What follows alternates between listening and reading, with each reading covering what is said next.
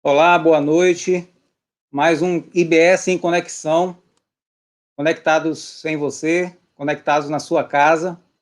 E estamos aqui mais uma vez para batermos um papo. E nessa noite trouxemos dois convidados especiais que estaremos apresentando e queremos contar com a sua participação, queremos contar com a sua conexão no IBS em Conexão. E hoje nós estaremos trazendo um tema bastante pertinente, né, à nossa situação, à nossa realidade, e iremos abordar sobre a igreja e a família, aliás, iremos abordar sobre a importância da família nos tempos de hoje, nos tempos de crise. Qual a importância da família? E nós temos aqui hoje dois convidados. Eu quero apresentar aqui a vocês, que ninguém conhece ainda, o pastor Edson, que está aqui conosco e vai bater esse papo com a gente. Você pode mais fazer suas perguntas. Pastor Edson, boa noite. Boa noite. Paz e graça, irmãos. É uma honra. Estamos com vocês aqui para a gente começar.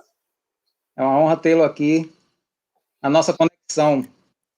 E o segundo convidado é o pastor Osiel Santos, da Primeira Igreja Batista de Eunápolis. Pastor Osiel, boa noite. Olá, boa noite, boa noite. Satisfação estar com vocês nesse bate-papo, nessa conversa.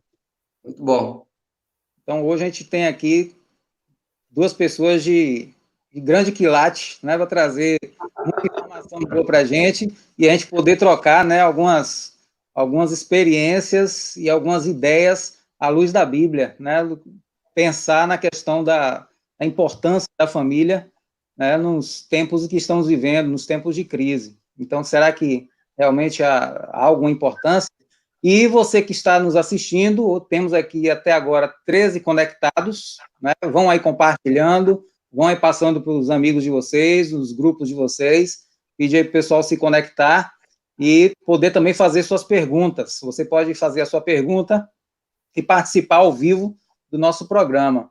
Então, você aí não perca essa chance, essa oportunidade de estar batendo esse papo com o pastor Edson e o pastor Osiel. Nessa noite fria, né, noite chuvosa, às 20h01, nós queremos convidar todos a estarem conosco aqui e participar dessa conversa. Você pode também mandar o seu WhatsApp 73988220322 e também fazer a sua pergunta, ou fazer a sua pergunta no nosso chat aqui no YouTube. Vamos começar aqui o nosso bate-papo, e a gente precisa, assim, iniciar já com o nosso tema, né? Qual a importância da família nesses tempos de crise que nós estamos passando agora? Será que existe algum valor? Será que é essencial para o ser humano? Eu fico, nesse momento agora, pensando naqueles que moram sozinhos. Será que eles estão melhor que a gente, né? Ou eles estão sentindo falta de alguma coisa, né, por estarem sozinhos? E a gente que mora com alguém, né, será que está demais? Era antes morar sozinho, né, antes só do que mal acompanhado. Então, qual a importância da família agora nesse tempo de crise que nós estamos vivendo? Pastor Edson. Eu já? Valeu, honras. Seria bom começar com a Osiel. Eu tô estreando aqui, você já é de casa. Fábio, assim, o assunto é pertinente, muito pertinente. Família é algo que mexe com o coração de todo mundo, porque mesmo vivendo numa sociedade hedonista que estamos vivendo, individualista, né? Líquida, como o Zé falou domingo, E hoje, né? Totalmente líquida, né? Os relacionamentos líquidos, mas nunca a família vai ser dispensável. Jamais. Mesmo com uma sociedade que está inventando novas formas de família, porque é uma invenção da modernidade, não é uma preocupação de Deus, nem foi a ideia original de Deus, né? A ideia original de Deus está em Gênesis 1, 27, principalmente. Deus criou o homem à sua imagem, a imagem de Deus o criou, homem e mulher criou. Então, eu entendo que a família, ela continua sendo importante, e nesse tempo de crise, ela continua sendo muito mais importante. Eu acho que quem está sozinho agora, mesmo que goste de estar sozinho, mesmo que seja uma opção da pessoa estar só, mas eu tenho certeza absoluta que por causa da quarentena, essa pessoa está refletindo e repensando o seu convívio familiar. Principalmente aqueles que deixaram o convívio familiar por opção. Eu sei que alguns não deixaram o convívio familiar por opção, deixaram por uma circunstância da vida. Mas aqueles que deixaram o convívio familiar por uma opção, eu acho que agora eles estão realmente percebendo o quanto a família foi e é importante. Então, é isso que eu penso. Esse é um momento importante de pensar que quando Deus criou a família, ele criou para administrar tudo aquilo que ele fez. Ele criou sua imagem e semelhança, o homem e a mulher, para formar a família. Ele criou para a glória dele, para os propósitos dele, né, para espalhar a imagem dele, para refletir a imagem dele, para preservar a imagem dele. Né? E esse será o tema do nosso congresso, inclusive, final do mês. Então, eu acredito que ela é muito importante. E agora, no tempo de crise, as pessoas estão percebendo quanto é importante ter família, ser família, fazer parte de uma família.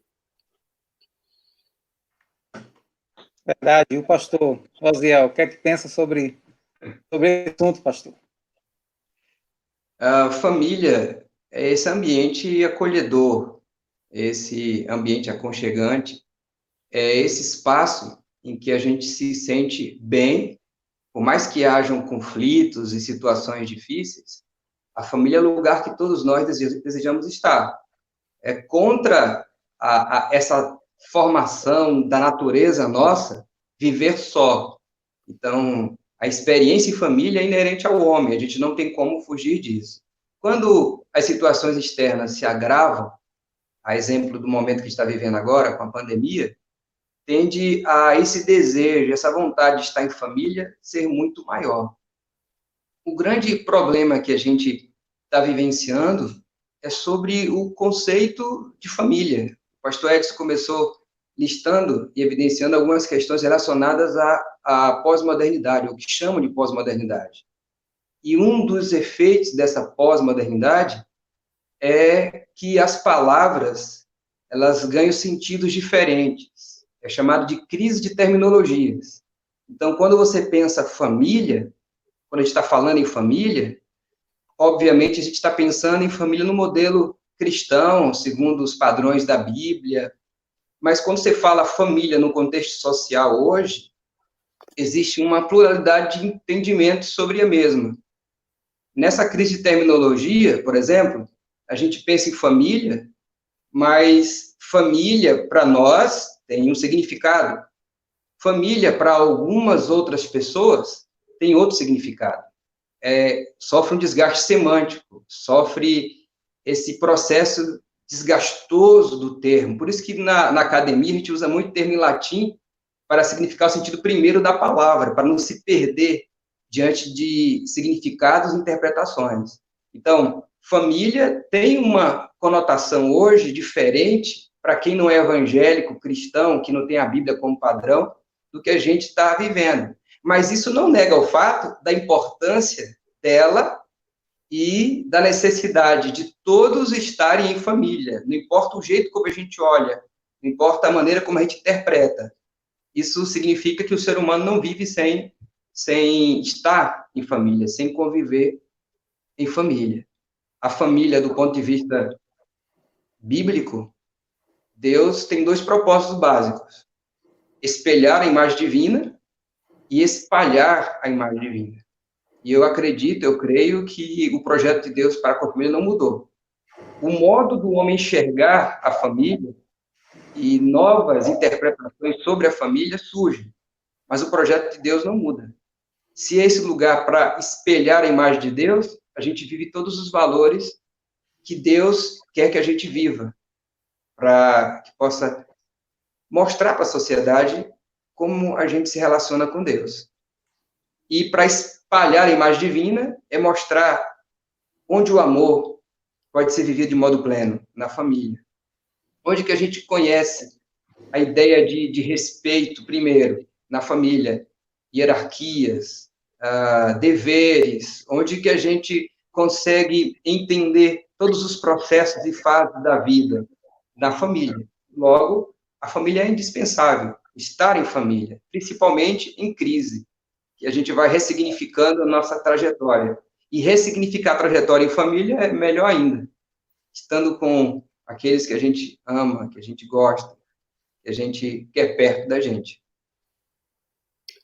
Uma coisa que eu quero acrescentar, Fábio, aí, quando a gente pensa na importância da família em tempos de crise, é que a gente sabe que, assim, nós conhecemos o texto bíblico, né? Nós conhecemos o propósito de Deus, né? Na criação da família, como o pastor Zé acabou de colocar. E a gente sabe que há um problema grave na família, né? Que é a desobediência do homem, desde o primeiro homem, né? Desde a primeira família, que se criou um problema, que foi o pecado, né? Que foi a inimizade, uma inimizade, entre aspas, do homem com Deus, por causa do pecado, quebrou a comunhão, o pecado quebrou essa comunhão com Deus, e a primeira família, de alguma forma, sofreu as consequências, e essas consequências, elas passaram para gerações futuras. É assim que, teologicamente, a gente entende, né, a palavra de Deus, apesar de algumas discordâncias de outros teólogos, mas a gente, pelo menos nós que somos pastores e temos, né, porque família tem que ser vista pelo lado sociológico, pelo lado antropológico, pelo lado psicológico, mas também pelo lado teológico, né? Se a gente não conseguir pensar em família por essas 4 vertentes, pelo menos, a gente vai ficar falando coisas que a gente não compreende, porque a sociedade ela é bem dinâmica, e por ser dinâmica, as mudanças são inevitáveis, né? Então, a gente sabe, por exemplo, hoje tem cidades que mais de 50% das chefes de família são mulheres, né? E um grande número de adolescentes mães, um grande número de meninos criados só com mãe, sem conhecer o pai, um grande número de filhos que só tem mãe, e que são irmãos, mas cada um de um pai. Então, são inúmeros problemas. Isso também é uma crise na família. Mas é por causa exatamente do pecado. A gente sabe que o pecado levou a tudo isso, né? E aí eu também falo de pecado, mas eu falo também da estrutura social que a gente vive, da corrupção que a gente vive, da falta de educação, que a gente não, a educação que a gente não tem, aí sociologicamente falando. A gente pensa também na falta de políticas públicas adequadas para atender essas famílias. Aí eu estou falando também da área social. A falta de um acompanhamento mais de perto dessas famílias, que seria o lado psicológico. Mas, se nós formos olhar teologicamente, a gente sabe que há um problema, que é o pecado. Ele destruiu o homem e consequentemente, destruiu a família de diversas formas, de todas as formas, mas também existe uma solução, né? Existe uma solução. E a solução, com certeza, é o sangue de Jesus, né? Então, assim, nós estamos numa pandemia, estamos em crise, mas há quanto tempo nós pastores, né, pastor José, sabe disso, né? Eu, com muito mais tempo, de 33 anos de ministério, eu lembro que eu já comecei meu ministério tratando de crise na família. Há 33 anos atrás, né? Tratando de crise na família. Então, assim, a família sempre passou por crises, está passando por uma crise, e agora ainda a pandemia, porque a gente está passando por crise de solidão, né? A gente está passando por crise financeira, e a gente está passando por crises espirituais. Então, isso acentuou, e a gente vai continuar, como família, passando em crise. Agora, a solução está no nome de Jesus. Né? Eu anotei uma frase aqui do Dr. James Dobson, e eu acho importantíssimo quando ele fala assim: a família é o meio mais eficaz para que as boas novas passem de uma geração a outra. A família é o meio mais eficaz, e eu concordo com ele, para que as boas novas de salvação passem de uma geração para outra. Então, assim, estamos em crise, vamos continuar sempre com crises na família.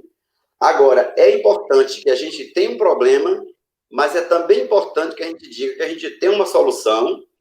E aí eu lembro daquela história de Jesus, quando Jesus disse que a casa construída sobre a rocha pode vir a chuva, pode vir a pandemia, pode vir a falta de dinheiro, pode vir a falta de harmonia, pode vir os conflitos de casal, pode vir tudo isso, mas se essa casa estiver fundamentada sobre a rocha, e a gente pode fazer uma metáfora aí, dizer que essa rocha é Jesus, então essa casa, ela não cai, pode vir um vendaval, ela não cai. Então nós temos um problema, e aí eu estou falando teologicamente, claro, né? Nós temos um problema, mas nós temos uma solução. O problema foi o pecado, que nos acompanha, né? Nos relacionamentos, principalmente, ele aflora mais, mas também nós temos uma solução, e a solução é Jesus. Jesus na família faz toda a diferença. A oração na família faz toda a diferença. A leitura da palavra na família faz toda a diferença. O culto doméstico faz toda a diferença. Uma família que se reúne para orar faz toda a diferença. Então, a gente tem um problema, mas a gente tem uma solução, e a solução é Jesus. Agora, vamos continuar tendo crise na família, com certeza absoluta, né? Sim, verdade. E, como o senhor falou no início, né, a família, ela mudou também, né? Tem uma nova forma. Antes, a gente pensava em família, era pai, mãe, filho, né? No máximo, cachorro e papagaio. Mas, né, é tio, é padrasto, é o marido, é o tio que é meu padrasto, e uma confusão, né? Tem o conceito de família mosaico hoje, né? O meu, os seus, os nossos. Verdade. Então, no meio dessa pandemia familiar, será que ainda tem importância, né? Ela ainda tem valor, e ainda mais no dia de hoje? Então, são coisas que a gente também precisa pensar e não deixar que isso, né, se perca no tempo, né?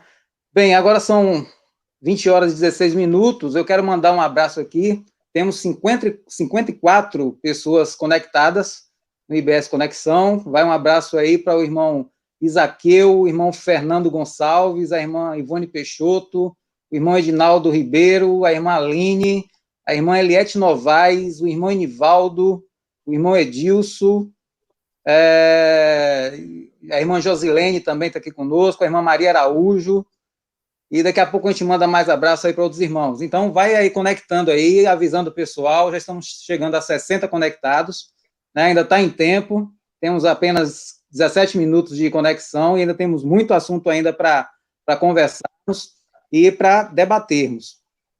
Bem, um outro ponto também que vale a pena a gente trazer agora, que eu acho que agora que é de falar sobre isso, é que antigamente a gente estava assim, criticando a família porque cada um estava no seu cantinho, né, cada um no seu quarto, com o seu WhatsApp, com o seu smartphone, né, conectado no seu mundo, né? E a gente percebe que agora que a coisa realmente, que o caldo agora engrossou, né? Eu lembro que um pastor, ele esteve falando na 7 de setembro, há um tempo atrás, num período de mês da família também, e ele falava que, há tempos atrás, ele, assim, censurava a família, porque a família estava sentada no sofá assistindo a televisão, né? Ela estava reunida assistindo televisão, e hoje ele não pode mais criticar isso, né? agora é outra. E depois ele até se autocritica, falando que se arrepende por ter falado isso, porque aquele momento era o momento que a família estava sentada assistindo um jornal, assistindo um filme, assistindo alguma coisa na televisão. Estavam próximas, e agora estão separados. E agora ainda, porque agora vem quem tem filhos adolescentes, está estudando, e é tudo online, né? A juventude está se preparando aí para o Enem, né? É o home office, né? Todo mundo trabalhando em casa através da conexão, né? Da internet.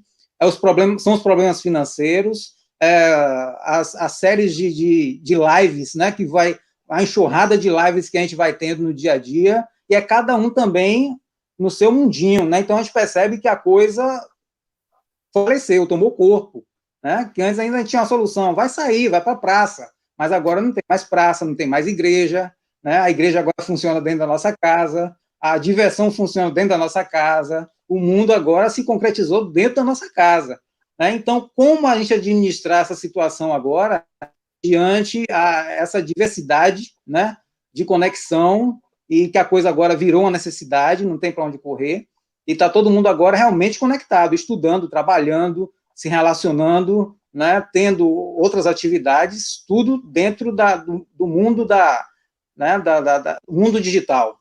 Então, como a gente deve agora administrar essa questão em família, para que os vínculos familiares, né, não sejam rompidos, para que a questão da comunicação, da educação, não seja rompida. Como é que a gente deve agora administrar tudo isso dentro da família, dentro dessa nova situação, nova realidade?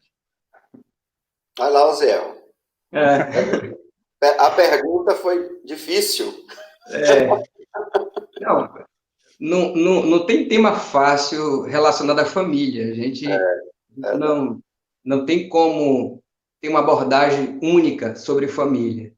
A gente tem várias perspectivas sobre família, e essa pergunta que você fez, ela é bem pertinente, porque, embora os dois quadros envolvam tecnologia, e cada um conectado e em seu mundo, há uma diferença dessa tecnologia que é usada agora para o trabalho, para o estudo, você citou o Enem, citou a relação dos alunos, agora sendo acompanhados virtualmente por professores, por aplicativo, enfim. Há uma diferença, porque a família tinha uma rotina, e com a pandemia, houve uma quebra dessa rotina. Quando aconteceu a quebra da rotina, automaticamente a família teve que parar para ressignificar. E eu vejo um ponto positivo nesse parar para ressignificar. Porque nesse parar para ressignificar, a família começou a perceber elementos que não percebia antes.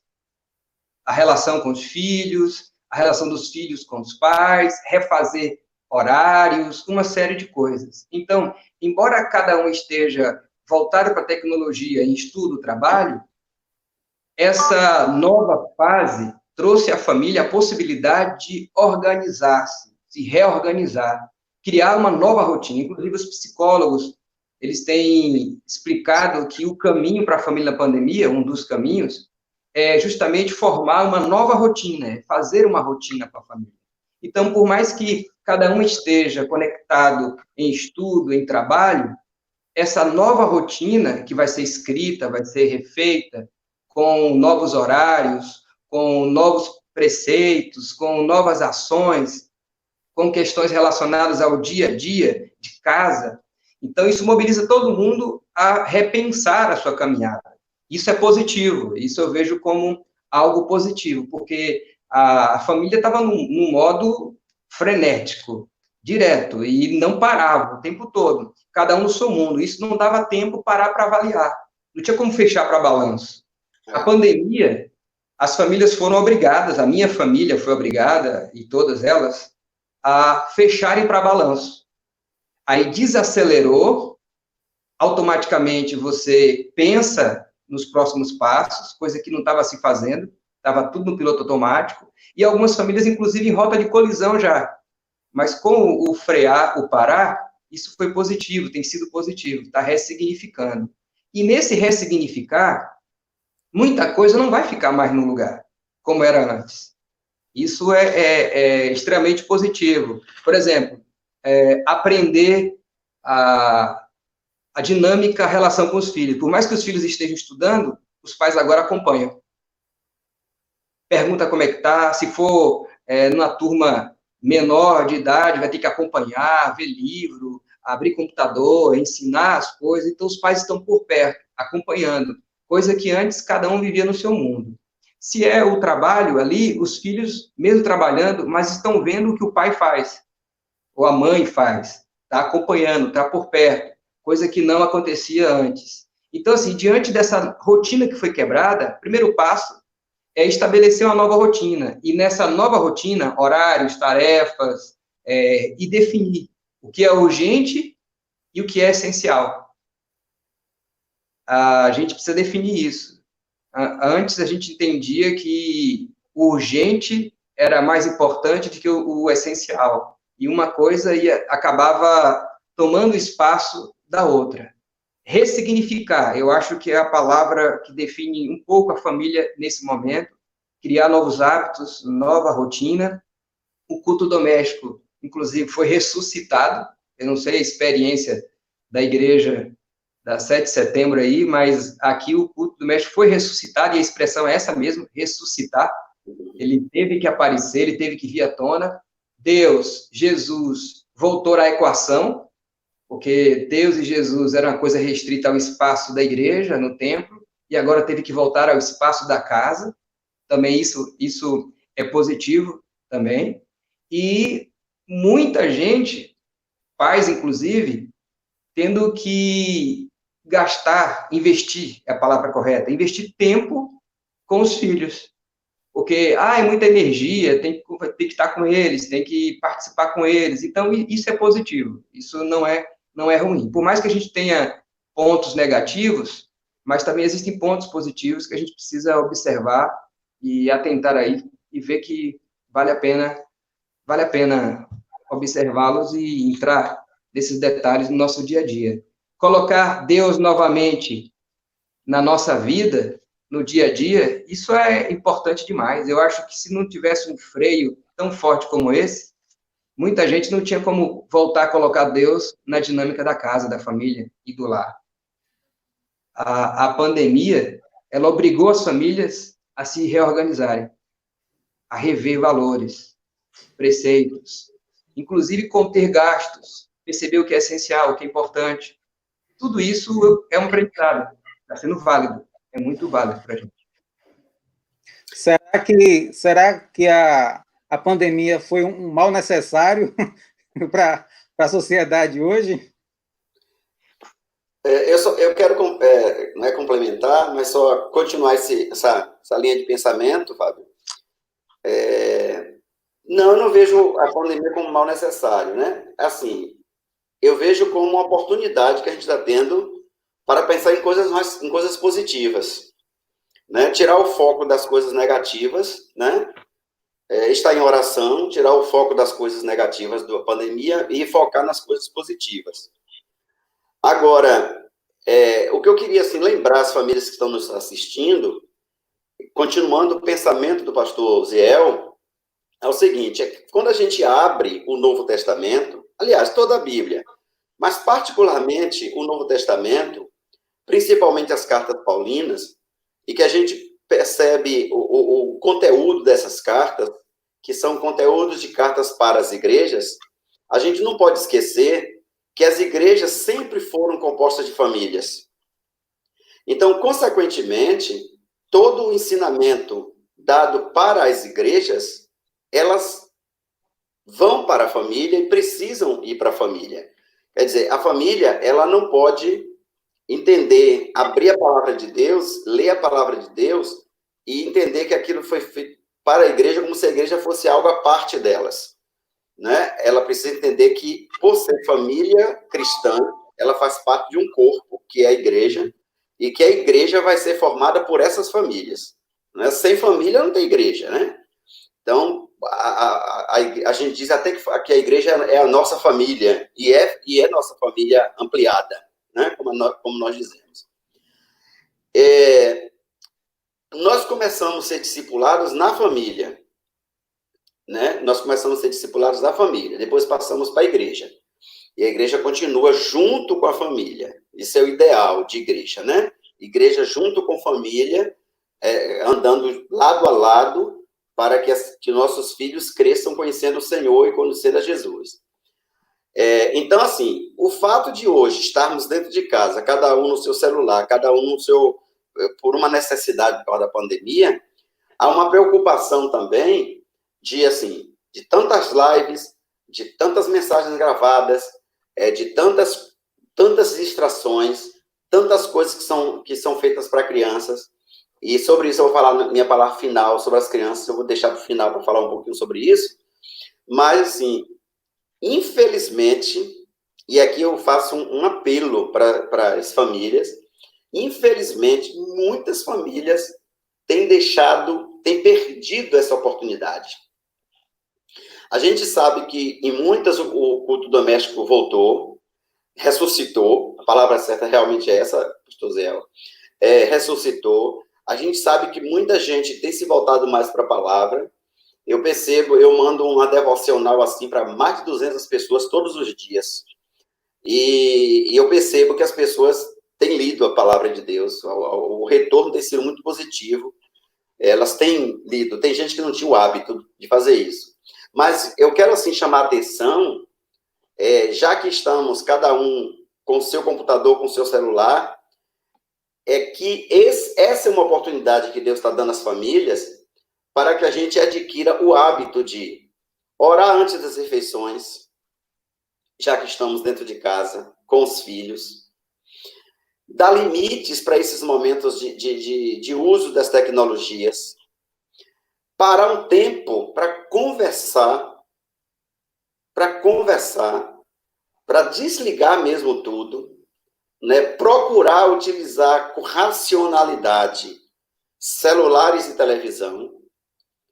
Tem crente fazendo maratona de Netflix, né? Tem gente fazendo maratonas de filmes.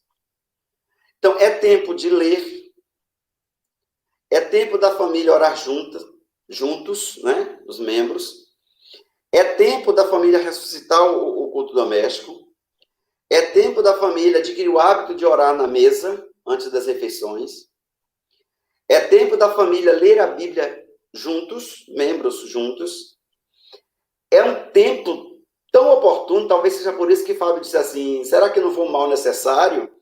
Nesse sentido, sim, porque se a gente aproveitar as oportunidades que Deus está nos dando, de estar em casa nesse tempo, e de fazer do nosso tempo um tempo mais útil, eu acho que quando a gente voltar às atividades, ao corre-corre da vida, porque ele vai voltar, nós vamos continuar correndo, porque o mundo acelerou, e por mais que a gente tente bater contra isso, fica cada dia mais difícil, porque o capitalismo está aí como um rolo compressor, passando por cima das famílias, porque não há dinheiro que dê, né? Eu espero que a gente aprenda a economizar, eu espero que a gente aprenda a comprar só pelo que o que a gente precisa, eu espero que a gente aprenda a poupar, isso é uma palavra importante para a família, eu espero que as famílias aprendam a ter uma reserva nesse tempo, eu espero que as famílias aprendam que a palavra de Deus é essencial, fundamental. Por isso que eu disse que eu quero acompanhar esse mesmo raciocínio do pastor Ziel. Eu espero que aquilo que está escrito na palavra de Deus, as cartas às igrejas, que foram cartas para as famílias das igrejas, lembre-se disso, meus irmãos, os textos e o conteúdo escrito para as igrejas foram escritos para as famílias das igrejas. Eu espero que a gente aproveite esse tempo e a gente possa começar a criar o hábito saudável de ter uma família mais próxima da palavra de Deus. Né? Espero mesmo. Nós temos uma pergunta aqui, Denilson. Ele pergunta o seguinte, aliás, ele afirma, né, o seguinte: os relacionamentos familiares estão meio estranhos, até mesmo no meio de famílias cristãs. Aí ele pergunta: isso pode estar refletindo na igreja? Que pergunta, viu? Primeiro eu queria saber que meio estranho é esse. Mas vou deixar isso para o Ziel responder, que eu acabei de falar. Ai, olha só, eu acredito que esse meio estranho aí tem a ver com tudo que está acontecendo, né? A gente não sabe descrever. Talvez usou o termo aí estranho, né? E o que preocupa é até mesmo no meio das famílias cristãs, né? Isso pode estar refletindo na igreja, sim. A família é uma micro-sociedade. Exato.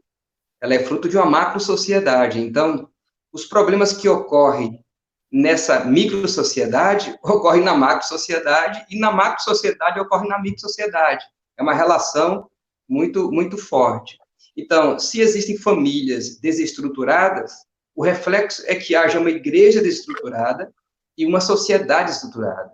Por isso que não há como falar sobre a centralidade em Deus e a mudança de comportamento, de hábitos de uma sociedade, sem primeiro linkar isso com a família. Esse ambiente primeiro, onde a gente recebe toda uma formação, e a formação espiritual, inclusive. Então, claro que sim, a gente percebe que há o reflexo profundo do que acontece em casa, na igreja. Por exemplo, quando o pastor Edson falava acerca do entendimento da palavra de Deus, das cartas paulinas escritas às famílias, eu tenho certeza que na nossa caminhada de fé, o fiel, o membro da igreja, ele compreende tudo isso. O grande problema não é a não compreensão. O grande problema é o divórcio do discurso com a prática. Porque, mesmo sabendo que eu tenho que buscar o Senhor, que o desajuste na família é fruto do pecado, e por isso as consequências vêm à família e à igreja e à sociedade, mesmo sabendo de tudo isso, eu tenho que compreender que na minha relação com Deus, eu preciso restabelecer a minha caminhada com Ele, pedindo perdão, buscando a Ele, porque a partir daí reflete na família, e reflete na igreja, e reflete na sociedade. A gente acompanha todo esse reflexo. Agora, quando a gente chega para uma dimensão de pensamento macro, igreja e sociedade, a gente carrega os efeitos pós-modernos, a gente quer tudo imediato, né? É tudo instantâneo. Então, por mais que a gente saiba que tem que buscar Deus, tem que fazer o culto doméstico, a gente sabe, a gente tem convicção disso, que tem que orar com a família, com a esposa, mas a gente prefere as fórmulas prontas. Ou então fugir disso. A Netflix é uma fuga disso, muitas vezes. As lives é tentar achar um alimento pronto do que eu ter que ir à Bíblia, folhear a Bíblia, procurar. Colocar o meu filho em alguém para educá-lo, ou uma palavra da própria igreja, ou de uma outra igreja, é muito mais fácil, é instantâneo, do que eu ter que me envolver com isso. A gente não quer nada muito trabalhoso, difícil. Então, assim, não tem como, se eu quero, a todos que nos ouvem, se eu quero restabelecer uma conexão com a minha família em Deus e voltar aos princípios dele, espelhar a imagem divina, espalhar essa palavra de Deus, eu vou ter que me esforçar. Eu vou ter que me esforçar, porque orar é contra a minha natureza pecaminosa. Eu vou ter que me esforçar para querer orar. É como fazer um exercício. Eu começo na academia, eu sinto dores, não quero voltar, mas eu vou insistindo, daqui a pouco aquilo se torna prazeroso. Eu me torno viciado, no bom sentido da palavra, é claro, em exercício. Então, eu tenho que me esforçar para sentar com os meus filhos e conversar com eles sobre Deus, sobre a palavra de Deus, porque vai ser contra a minha natureza. E todas as coisas à minha volta vão cooperar para que isso não aconteça. Então, esforçar-se, talvez é um conselho, uma orientação que a gente dá para as famílias. Não fique esperando vir tudo pronto, fórmulas prontas. Tem que fazer um esforço. Seja o pai, no caso, o sacerdote do lar, reúne os meninos, abre a Bíblia, não fique esperando uma palavra, por melhor que seja, do pastor, de um psicólogo ou de um educador. Seja você o sacerdote do lar. Assim, não fique esperando tudo pronto, tudo arrumado. Seja aquele agente de transformação na sua família. Busque isso. Isso é um conselho extraordinário para as famílias que buscam em Deus esse fortalecimento e querem uma igreja saudável, uma cidade, uma sociedade saudável também. Viu, Fábio? Só aqui rapidinho, nessa linha do pastor Zeel, e Denilson até colocou aqui, assim, conflitos em família, aqui, eu estou lendo aqui, ele está colocando, e é certamente sobre isso que ele está falando. Assim, essa falta de esforço, né, essa falta do querer, né, pastor Zé? Sim. Essa falta do querer, do desejar, porque, assim, tudo que a gente deseja, a gente vai em frente, a gente vai atrás. Né? Quando nasce o desejo, ninguém segura ninguém. Né? Enquanto o desejo não nasce do interior, por isso que esse conflito da carne com o espírito é algo trabalhado na Bíblia o tempo todo. E Jesus disse, esforçai-vos por entrar pela porta estreita. Né? É verdade. Esforçai-vos. Né? Sim. Mas essa questão do conflito dentro de casa, porque estamos juntos, é isso que eu estou dizendo. Nós temos uma oportunidade de criar novos hábitos agora. Porque tudo só vira prática se criar hábito. Por exemplo, orar se torna um hábito. Mas não orar se torna um hábito também. Sim. Ler a Bíblia se torna um hábito, mas não ler a Bíblia vai se tornar um hábito também. É como escovar dente. Escovar dente se torna um hábito, mas também pode se tornar um péssimo mau hábito. Sim. Não escovar.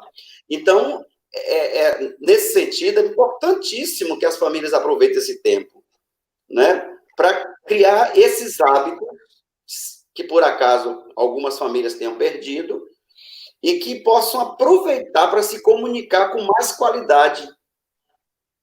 Não só com os filhos, mas com os cônjuges. Se comunicar com mais qualidade, olhando as orientações da palavra de Deus. Sim. Quando a gente está falando sobre a família buscar em Deus toda essa força, a gente precisa aprender, como família, que a vida não diz respeito ao eu. A gente pega lá o Novo Testamento o tempo todo, o pão é nosso, o pai é nosso, até a dívida é nossa. Então, se a família reflete a Trindade, que é essa unidade na diversidade, você não reduz o outro ao ser igual. Na Immanuel Kant, na sua ética, vai dizer que isso é antiético, reduzir o outro ao ser igual. Então, eu não quero que o outro seja como eu sou, isso é antiético. Então, assim, eu vou entender que a vida não se resume no eu, mas no tu, porque aí a gente forma o nós. Eu passo a perceber o outro, e nesse olhar com o outro, eu percebo a necessidade do outro. Quando se fala em conflito, é bom que se diga, por exemplo, que a gente tem nos conflitos, a gente tem sintomas, a evidência dos sintomas, mas a gente não procura buscar a causa. E talvez as famílias, os lares, que os conflitos têm aumentado com a pandemia, talvez focar não só nos sintomas, por que ocorreu aquela discussão, mas na causa, de onde veio isso, por que a gente discute sobre isso, quais as situações que provocam isso, buscar a raiz do problema, porque senão ela vai estar sempre voltando. Voltando significa que a gente está focado na causa, ou no sintoma, perdão, e não na causa. O garimpar, o buscar, esse é um caminho importante para os conflitos em família.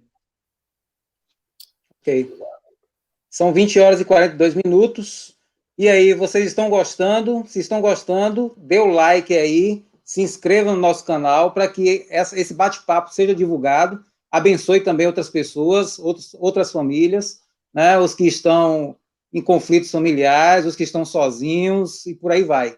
Então, é importante que você dê o seu like, faça a inscrição no nosso canal, participe também, pode mandar a sua pergunta, ainda está em tempo ainda, você pode mandar a pergunta, né? Eu quero mandar aqui um abraço para a irmã Adélia, a irmã Lorena, a irmã Nelma Coutinho, o irmão Renato, a irmã Josilene, que também estão conectados no IBS em Conexão. Então, não deixe de fazer a sua pergunta e, se não tiver pergunta, pelo menos dê o seu like aí no nosso canal para que contribua, né, na divulgação dessa transmissão e desse vídeo.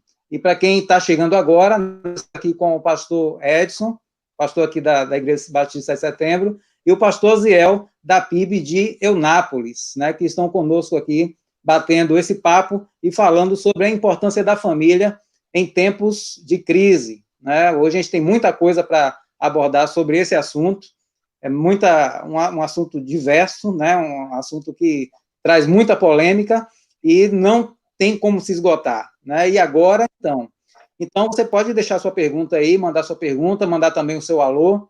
Você também pode utilizar o nosso WhatsApp, né, que é o 988220332, e também pode deixar a sua pergunta ou a sua sugestão para os próximos programas.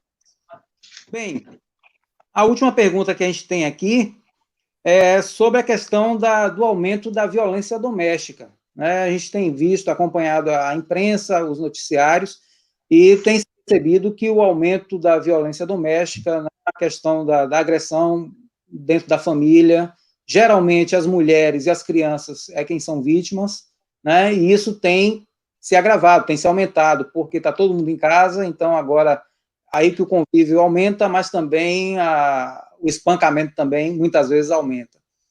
E a questão, o que é que mudou nas famílias cristãs também, né? No que estamos na nossa realidade hoje? O que é que mudou? O que é que tem mudado em relação a isso? Talvez já tenham até falado sobre isso, mas é importante, talvez, aqui a gente frisar, junto com essa questão também da violência doméstica. E quais orientações vocês poderiam deixar para as famílias que estão nos acompanhando nesse momento?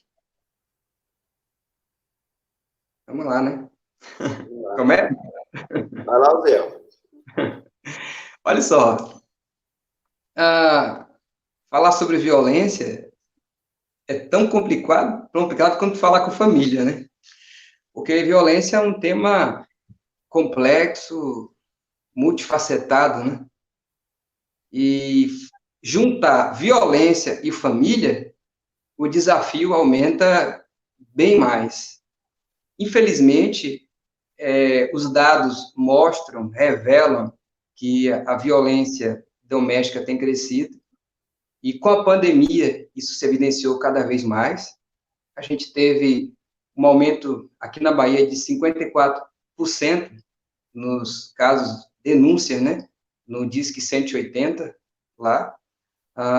No mês de março, foram 95 casos notificados de violência, e até o dia 19 de abril, já estava em 146, e os números só tendem a subir. Quando você vai pesquisar no site da Segurança Pública e tudo, eles vão dizer que o número de violência diminuiu, mas que o número de denúncia aumentou. Na verdade, isso evidencia a falta de políticas mesmo para tentar ajustar isso daí. Só que não há como a gente precisar com esses números, porque nem todas as mulheres, por exemplo, os lares de violência, procuram denunciar ou algo parecido. O que me preocupa na relação doença ou família e violência é que existe a violência simbólica, né? Por exemplo, é aquele tipo de violência que inconscientemente já está na gente, faz parte de todo um sistema da vida, e a gente não se percebe nisso.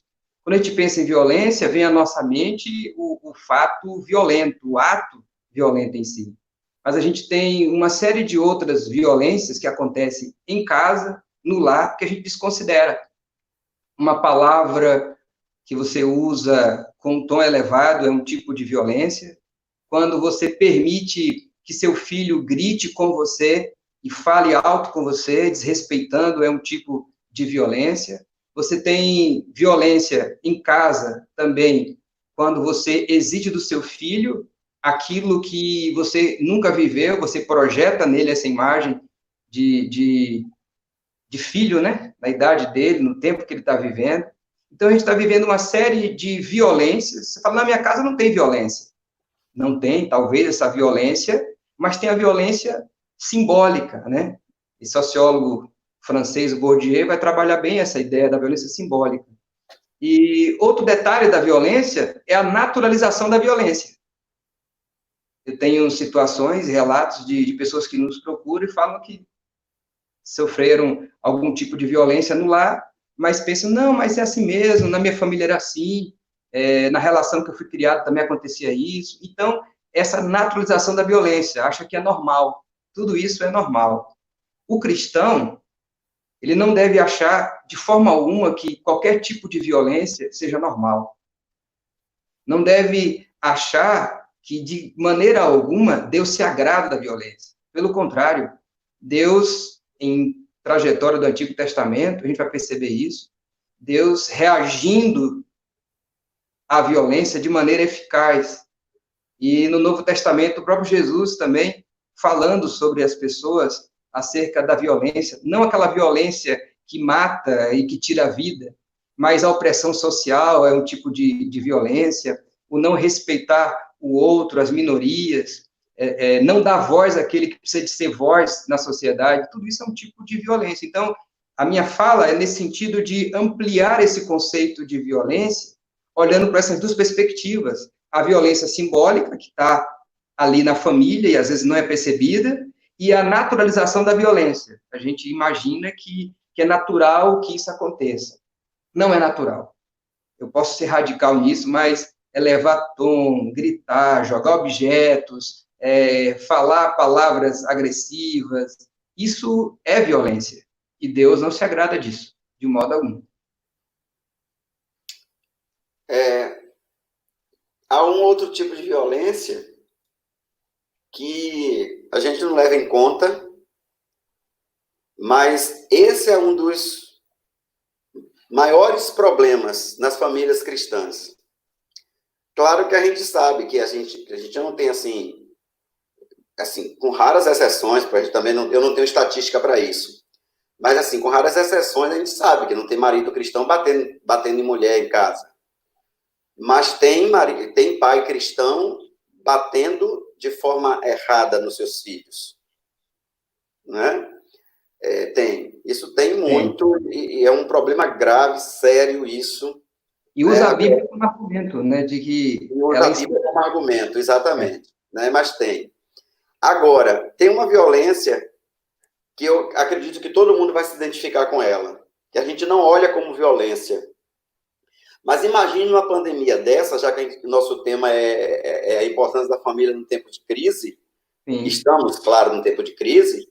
Imagine a violência, se não é uma violência, você está dentro de casa e você não ter diálogo absoluto com ninguém da família.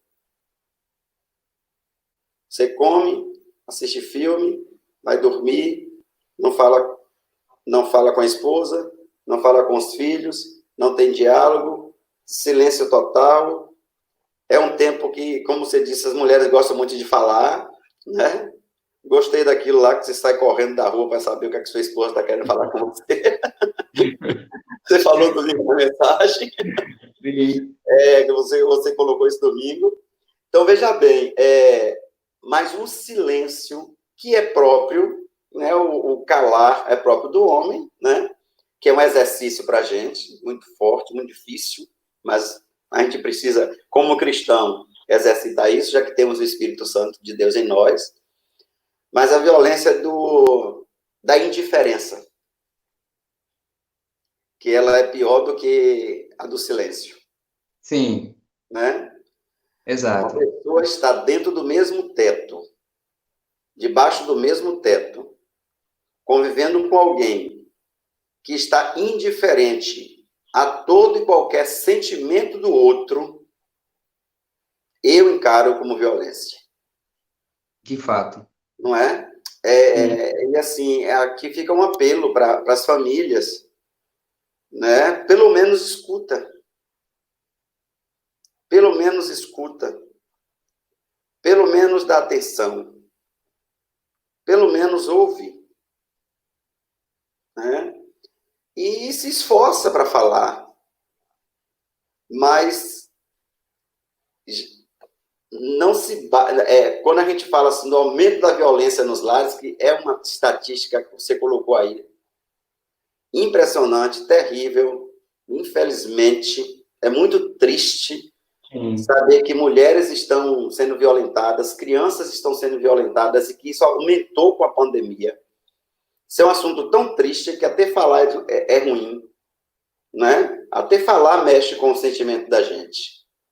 Porque a gente passa pela nossa cabeça, pelo menos na minha, quando eu ouço notícias como essa, passa na minha cabeça assim, o sofrimento da criança, violentada por padrasto, a questão do abuso sexual está aumentando muito dentro de casa, por padrasto, por tios, por avô, né, principalmente.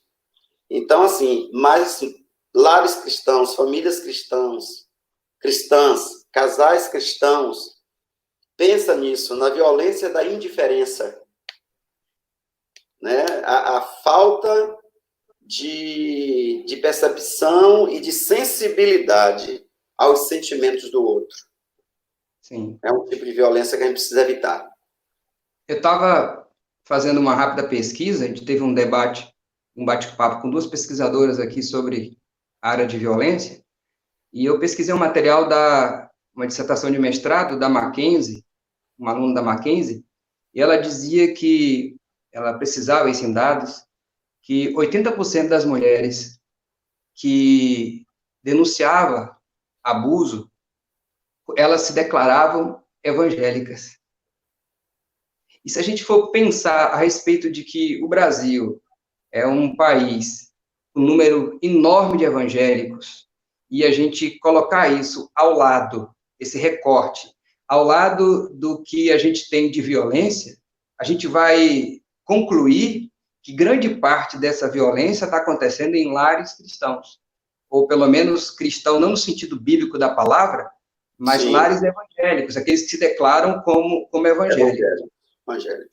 E usam a Bíblia para legitimar isso, não só na agressão com o filho, mas porque cada cultura patriarcal, né? Aquela coisa do homem não entender teologicamente o sentido do texto, de que a mulher se submete ao homem, mas ao amor do homem, porque ele se entrega, ele dá o seu melhor, como Cristo se entregou por nós. Exato. Só que entende ao contrário desse texto. Então, o homem se entende como aquele que é autoritário e ele se acha como aquele que tem poder sobre a mulher, contra a vontade da mulher. E aí toda a relação acaba sendo a relação de poder, né? Aí vem a mentalidade patriarcal, a mentalidade androcêntrica, todo esse processo. Então, assim, queira ou não, os nossos lares precisam receber cada vez mais informações de que esse tipo de violência não pode ser legitimado pela Bíblia, porque a Bíblia não fala sobre isso. A Bíblia é o contrário. Ela fala sobre a mulher submissa ao amor do marido, porque no amor do marido ele nunca vai querer o mal dela, ele vai saber conduzi-la da melhor forma possível. Há uma distorção teológica do texto, e não sei se propositadamente cada um interpreta do seu jeito, para poder ter um legitimar das suas ações. Mas aí fica o alerta, e eu gostei muito desse ampliar do processo da violência, né? Porque tem um modo sutil da violência. Eu poderia começar falando sobre abuso sexual, sobre a violência contra a mulher, abuso de vulneráveis, mas eu preferi começar sobre essas sutilezas da violência, que são quase que imperceptíveis e que está aí transitando no meio religioso, evangélico, na nossa casa, e a gente vai passando desapercebido, e não pode, de modo algum. Exato. Veio uma pergunta aqui no WhatsApp da irmã Selma, e ela pergunta o seguinte: a Covid, ela diz e pergunta, a Covid trouxe bons hábitos para a família cristã. Qual vai ser o papel para manter esses bons hábitos pós-pandemia? Falhou um pouquinho aí. Qual o quê? qual vai ser o papel da igreja para manter estes bons hábitos pós-pandemia? Tem que descrever bons hábitos. São muitos, então. E também assim, que o nosso tempo está acabando, mas assim, Acabando. assim essa distância que, infelizmente, a nossa cultura evangélica, nosso fundamento de espiritualidade, que precisa também ser repensado como igreja, urgentemente. Eu acho que a pandemia vai nos levar a repensar um pouco nossa formação, nossa espiritualidade, né, enquanto humanos, enquanto gente, né? Mas uma das coisas, não é solução, não estou aqui, é uma pergunta difícil, porque só na prática a gente vai ver isso, mas a gente precisa aprender a diminuir essa distância do saber e do ser, não é? A gente tem uma igreja hoje muito informada, um povo que ouve muita coisa, um povo que lê muita coisa, um povo que ouve, que nos ouve. Eu, no meu caso, me ouvia, né? Tanto, né? O congresso de família e tantas coisas. O saber, ele hoje está à disposição de todo mundo, né? Pela tecnologia, pela própria igreja. A igreja tem se esforçado, eu acho que todas as igrejas se esforçam na área de família, investe na área de família, mas é encurtar esse saber do ser, esse saber do praticar, né? É encurtar essa distância. Essa coisa do evangélico, que a gente parece que só é crente quando está ali todo mundo reunido, todo mundo na igreja, todo mundo cantando, e quando sai, parece que a gente esquece de tudo que a gente ouviu, tudo que a gente aprendeu, e aí na prática a gente vai encontrar coisas absurdas no meio evangélico. É exatamente isso. E isso é uma tarefa dificílima, né? Não é fácil. E não é uma tarefa que se acaba. É uma tarefa que permanece. A gente vai precisar continuar investindo em família, investindo nessa área, investindo nas crianças da igreja, ajudando as famílias da igreja a criar os seus filhos nos caminhos do Senhor, é papel também da igreja, mas, sobretudo, tentar o máximo que puder, e aí entra a questão do discipulado, porque eu acredito, e a gente sabe disso como igreja aqui, e o Josiel também sabe disso, e pratica isso lá, que o discipulado é o caminho, discipulado em família, discipulado, exemplo dos pais, o culto doméstico, ir à igreja com os filhos, não mandar os filhos para a igreja, mas ir com os filhos para a igreja para ser exemplo para eles, e começar a colocar em prática as orientações que a igreja dá a respeito de família e começar se esforçar, essa palavra foi ótima, Zé, se esforçar para que a gente encurte essa distância entre o saber e o praticar, entre o saber e o ser como cristão. Talvez seria uma dessas alternativas. Eu estou bem otimista em relação ao que vai ficar de saldo pós-pandemia, para as famílias, para a igreja, para a sociedade. E eu digo isso com um olhar pelo retrovisor da história.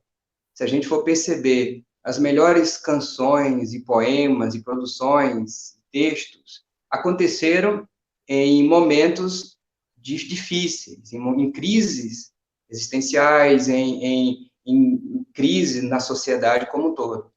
E eu acredito que com essa dificuldade que a gente está tendo, não vai ser diferente. Agora, isso vai acontecer na minha casa, na minha família, na minha vida, se eu me colocar como agente de transformação, de mudança. Se eu ficar como espectador e gastando a minha energia naquilo que não é eficaz para o benefício da minha família, vai passar toda essa crise, e ao invés de eu ter um saldo positivo, eu vou ter um saldo negativo.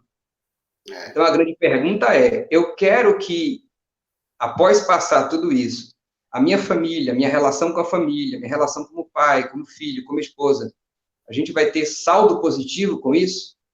Porque se a resposta for não até esse momento, ainda dá tempo de ajustar, de reformular a caminhada, porque a gente vai ter ainda alguns dias aí, algumas semanas e quem sabe até meses de pandemia.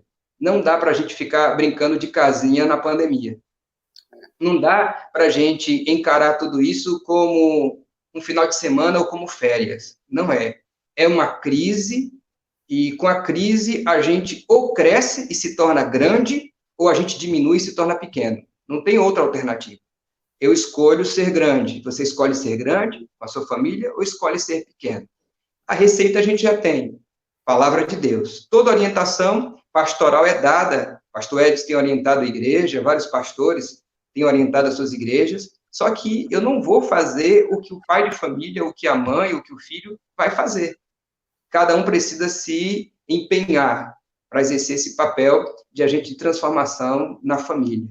Aí o índice de violência vai diminuir, e não só isso, eu vou começar a ter percepção dessa violência, coisa que eu não percebia.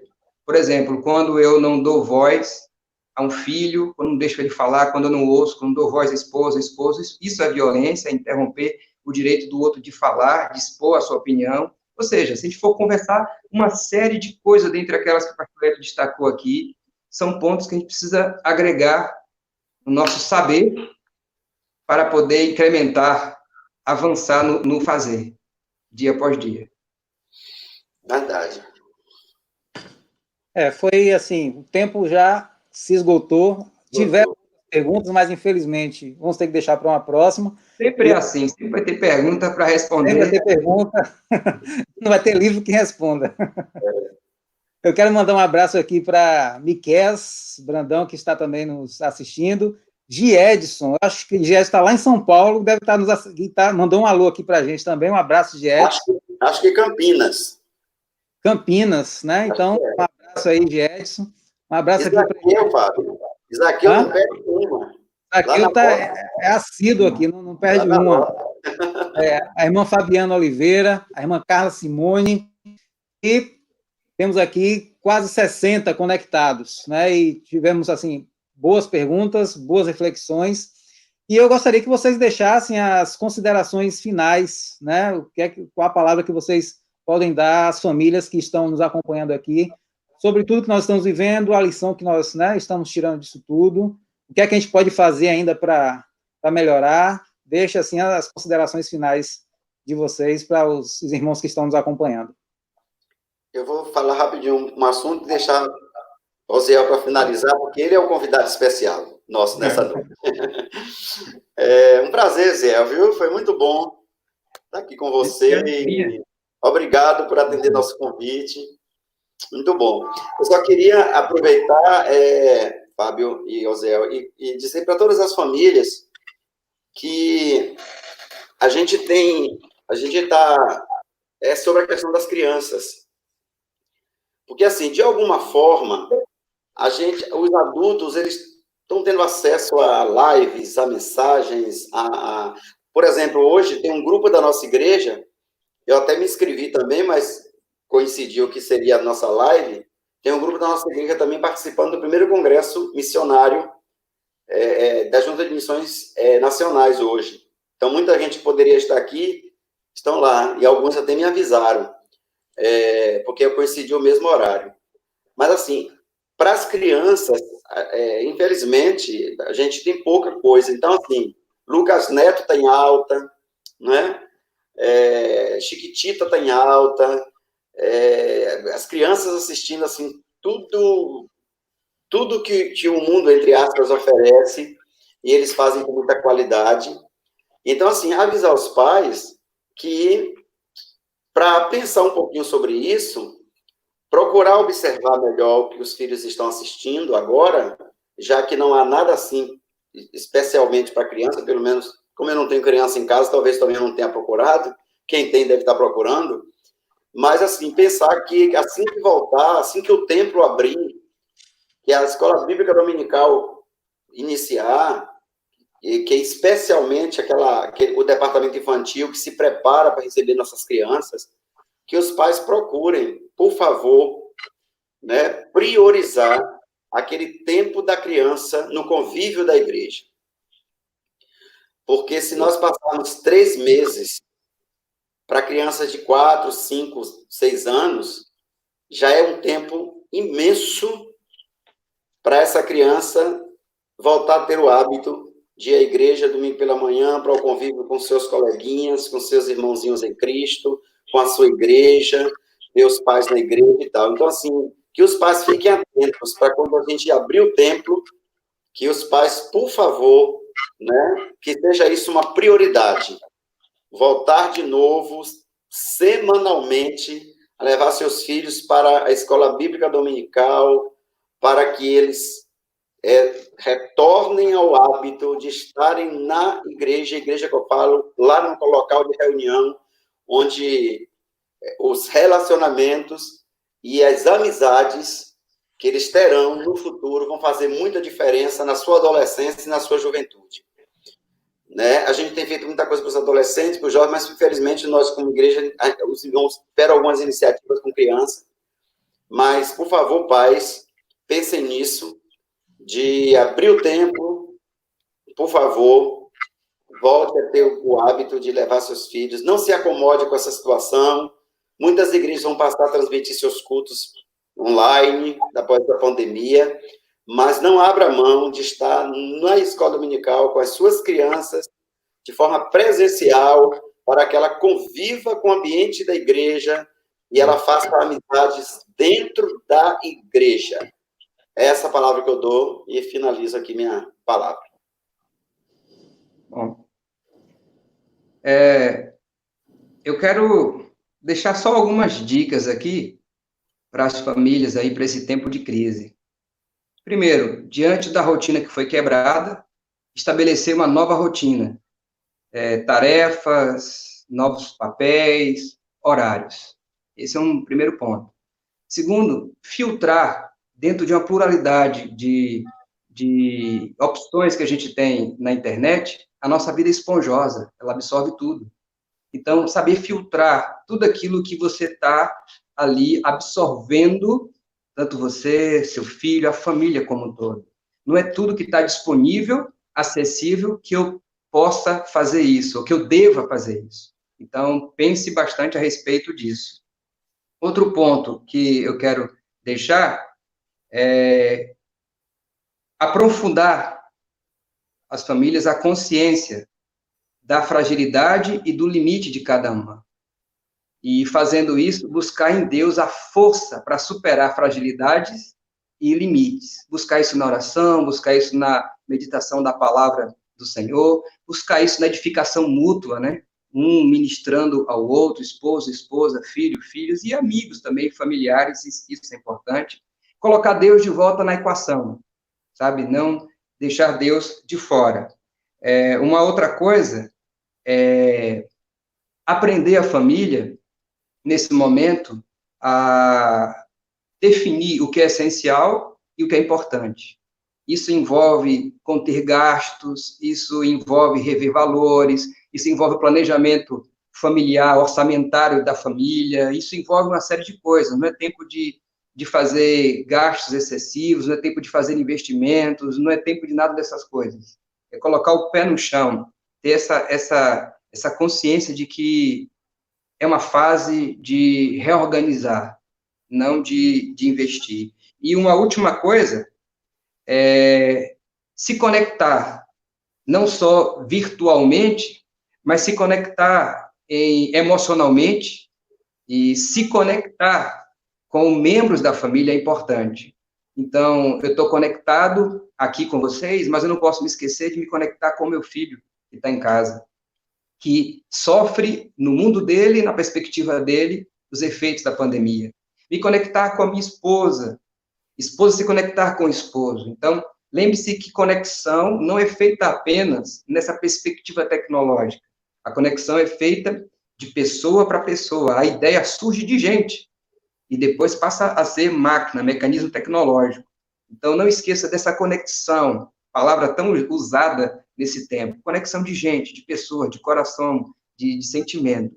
Essas são algumas dicas pastorais, eu diria, para aqueles que nos assistem, para aqueles que acompanharam com a gente e que estão aí precisando de algumas orientações para a caminhada em família. E dizer que eu estou feliz de poder participar com vocês, feliz pelo convite, pela confiança de permitir falar sem conhecer tão profundamente, né? A gente se conhece pouco, por telefone, nos falamos poucas vezes, o Fábio, o pastor Ed. Então, muito obrigado pelo convite e pela confiança depositada em mim.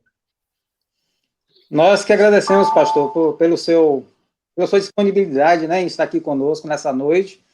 E ainda bem que temos, né, os meios de comunicação, a internet, que nos aproxima, né, e que facilita esse acesso, facilita essa comunicação rápida e precisa. Eu quero mandar um alô aqui para o pessoal da Fazenda Paraíso. A irmã Joanita está mandando um abraço aqui, dizendo que o pessoal da Fazenda Paraíso estão em conexão conosco aqui no IBS em Conexão. E fica a nossa gratidão, né, ao pastor Edson, ao pastor Osiel, por essa participação. E você que está nos assistindo, lembre que na próxima terça-feira nós teremos mais um encontro com um outro tema também muito relevante. Teremos também mais 2 convidados aqui que estarão conosco no canal, neste mesmo horário, às 20 horas. E compartilhe, né, com outras pessoas. Se você gostou, compartilhe. Se você gostou também, deixe o seu like aí para que o nosso canal se fortaleça e alcance outras pessoas. Então, é uma forma da gente poder interagir como igreja e refletir em assuntos, né, à luz da Bíblia, aquilo que é relevante para as nossas vidas e para a vida das nossas famílias. Lembrando também que no dia 28 de maio, nós iremos iniciar, né, pastor Edson, o nosso 21º Congresso da Família, online, né, a novidade aí, que é online, de 28 a 31 de maio. Então, você é o convidado, né, desse evento e pode também convidar outras pessoas de qualquer parte do mundo. Ó, que chique, né? Temos pessoas de qualquer parte do mundo participando desse congresso. E vai acontecer também aqui no canal do YouTube, né? Estamos vendo a possibilidade também de fazer em outras plataformas, mas o certo é que o YouTube vai acontecer e você pode participar, né, de quinta a domingo, ouvindo diversas palestras, né, diversos oradores, reflexões como essa que nós ouvimos aqui hoje. Estarão, né, também a nossa programação, algumas participações também musicais, bem inspiradoras para a nossa vida e para a vida das nossas famílias. Então, todos aqui estão convidados a participar e convocados também a convidar outros, né? Queremos ver aqui 500 pessoas aqui nesse canal, aqui nesse dia, certo? Temos essa possibilidade de todo mundo de casa participar e ser abençoado. Então, fica a nossa gratidão, né, às pessoas que nos acompanharam até agora, que estiveram conosco até agora aqui participando dessa transmissão, e aos que deram um like aqui, que contribuíram de alguma forma. Nem todas as perguntas pudemos, né, colocar aqui, porque o tempo não deu, já são 21 horas e 16 minutos, já ultrapassamos o nosso tempo. Então, a nossa gratidão a cada um de vocês que participaram, nossa gratidão ao pastor Edson e o pastor Osiel, né, que Deus continue abençoando a vida de vocês, que vocês continuem sendo um canal de uma transmissão, né, das bênçãos de Deus para outras vidas, outras famílias, em todos os tempos e também nesse tempo que estamos vivendo, né? Então, que Deus com cada um de nós e com cada um de vocês, e na próxima terça-feira estaremos aqui mais uma vez no IBS em Conexão, pensando, refletindo, debatendo, né, e batendo um papo sobre os assuntos concernentes ao reino de Deus, concernentes às nossas vidas, à luz da Bíblia. Então, que Deus nos abençoe e fica um abraço para todos e uma boa noite em nome de Jesus. Boa noite a todos. Boa noite a todos. Boa noite.